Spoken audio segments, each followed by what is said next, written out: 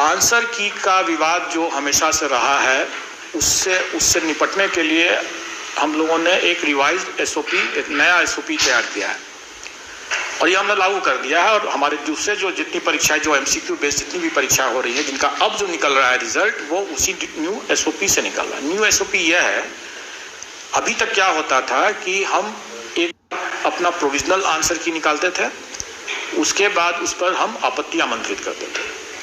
आपत्ति आए, उसका निराकरण किए एक्सपर्ट्स लोग, और जो फाइनल आंसर की हुआ वो फाइनल रिजल्ट के साथ साथ फाइनल आंसर की आ गया, निकल गया, प्रकाशित हो गया। तो इसमें क्या कठिनाई ये होती थी कि फाइनल आंसर की में जो परिवर्तन हुआ, प्रोविजनल आंसर की में जो परिवर्तन हुआ फाइनल आंसर की में, तो इसमें रिजल्ट चूंकि निकल गया है, तो इस पर अगर इस फाइनल आंसर की पर अगर किसी को कोई आपत्ति फिर से हो गई, क्योंकि हमने तो चेंज किया प्रोविजनल आंसर की को, वो चेंज सही किया, एक्सपर्ट्स ने किया, सही किया, लेकिन आपत्ति तो आ ही सकती है ना उसके बाद। तो इस आपत्ति का हम लोगों ने मौका नहीं दिया लोगों को देखने का या उसका निराकरण करने का, उनको समझाने का, और रिजल्ट निकल गया।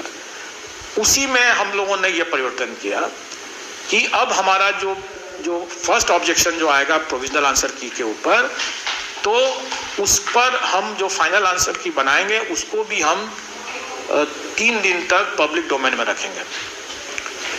और उसमें भी अगर किसी को कोई आपत्ति अगर आता है तो उस पर हम एक्सपर्ट्स और कैंडिडेट्स जो ऑब्जेक्शन करने वाले जो है आपत्तिकर्ता, उनका हम बैठक कराएंगे, डिस्कशन कराएंगे, और उसके बाद जो आंसर निकलेगा वही आंसर की जाएगा, वही फाइनल होगा।